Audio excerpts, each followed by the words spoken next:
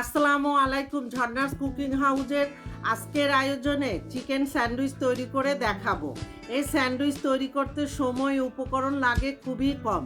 Video ভালো লাগলে like, share, comment ও subscribe করে নিয়মিত আমার চ্যানেলের সাথেই থাকবেন। প্রথমে এখানে আমি স্যান্ডউইচ তৈরি করার জন্য 300 গ্রাম বোনলেস চিকেন নিয়ে ভালো মতো পরিষ্কার করে নিয়েছি। এখন এই চিকেনের মধ্যে দিয়ে দিব রসুনের রস 1 চা চামচ, দিয়ে দিচ্ছি আদার রস 1 চা চামচ। এখানে আদা রসুনের পেস্ট বা গুঁড়াটাও ব্যবহার করতে পারেন।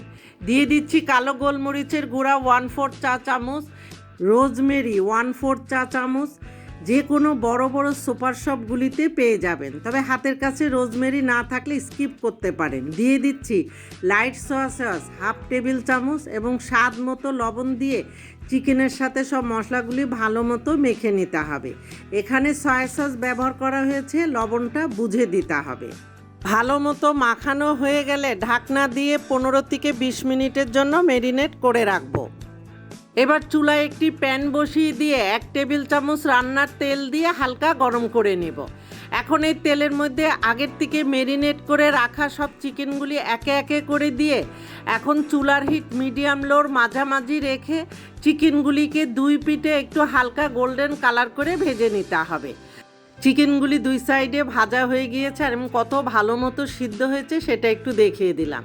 এখন চিকেনগুলি একটি পাত্রে ঢেলে ঠান্ডা করে নিয়ে আমি 2টি কাঁটা চামচের সাহায্যে চিকেনগুলিকে এইভাবে একটু ছাড়িয়ে নিচ্ছি। আর এই কাজটি চাইলে আপনারা হাত দিয়ে করে নিতে পারেন অথবা ছুরি দিয়ে চিকেনগুলিকে এইভাবে কুচি করে কেটে নিতে পারেন। এবার আরেকটি পাত্রের মধ্যে নিয়ে নিচ্ছি মেয়োনিজ 1/2 কাপ।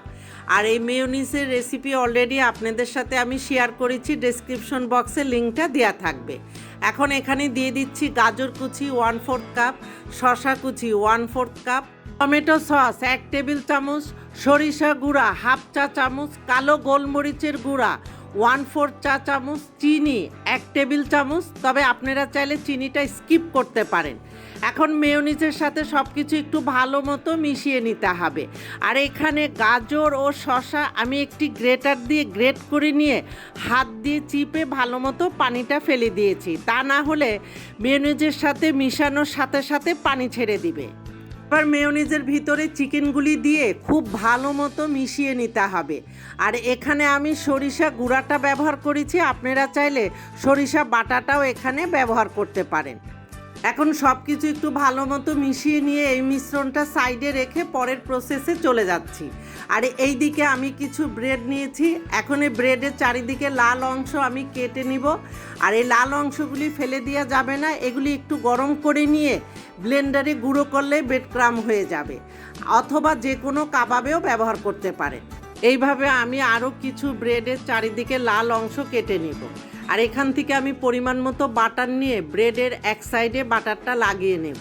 লাগিয়ে নিয়ে এর উপরে আমি চিকেনের পুর পরিমাণ মতো দিয়ে খুব ভালো মতো সব সাইডে দিয়ে উপরে আমি শসা দিয়ে দিচ্ছি, একদম পাতলা করে স্লাইস করে কেটে নিয়েছি। এখানে লেটুস পাতা অথবা টমেটো স্লাইসও ব্যবহার করতে পারেন। আর উপরে যে ব্রেড দিয়েছি এটারও এক সাইডে আমি বাটার লাগিয়ে নিয়েছি। এবার একটু ধারালো ছুরির সাহায্যে আমি এইভাবে কর্নার করে কেটে নিয়েছি। আর দেখলেন তো তৈরি হয়ে গেল দারুণ স্বাদের চিকেন স্যান্ডউইচ। এইভাবেও পরিবেশন করতে পারেন, আবার প্লাস্টিক র্যাপার দিয়ে র্যাপ করে রেখে ফ্রিজের নর্মাল চেম্বারে রেখে বাচ্চাদের টিফিন বক্সে, সকালের ব্রেকফাস্টে, দুপুরের লাঞ্চ বক্সেও দিতে পারেন। তাছাড়া বিকালে চায়ের সাথে অতিথি আপ্যায়নও করতে পারেন। এখন সবগুলি স্যান্ডউইচ তৈরি করে নেব। সবগুলি স্যান্ডউইচ তৈরি করা হয়ে গিয়েছে। এতক্ষণ আমার এই ভিডিও দেখার জন্য আপনাদের অনেক ধন্যবাদ। আমার এই ভিডিওটি আপনারা কে কোথা থেকে দেখছেন প্লিজ আমাকে কমেন্ট করে জানাতে ভুলবেন না। আমাদের জন্য দোয়া করবেন। আল্লাহ হাফেজ।